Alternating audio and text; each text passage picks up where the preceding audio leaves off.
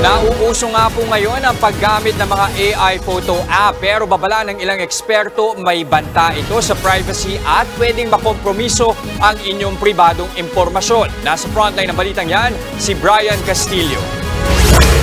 Mapasikat o hindi, nakiuso na sa trending na artificial intelligence o AI photo app.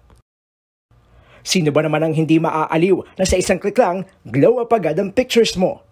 Pero ang mga yan, ipinagbawal kamakailan ng Department of National Defense sa kanilang mga empleyado at mga miyembro ng Armed Forces of the Philippines o AFP.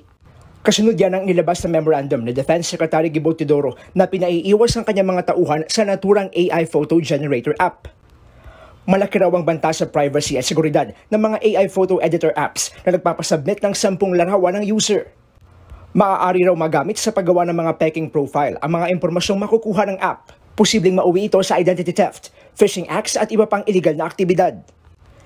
Natanggap na raw ng AFP ang kautusan mula sa DND. Tingin ng IT expert na si Art Samaniego, makatwira ng utos sa Secretary Gibo. Higit daw kasi sa mga litrato, may nakukuhang ibang impormasyon ng mga netizen, ang mga AI app.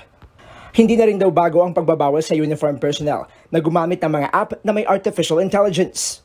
Sa ibang bansa kasi pinagbabawal talagang gumamit ng mga app na to, pati ibang mga social media accounts.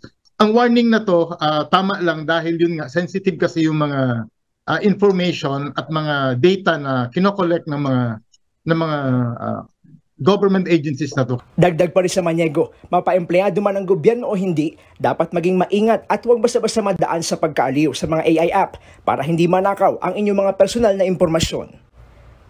Nagbabalita mula sa Frontline, Brian Castillo, News 5.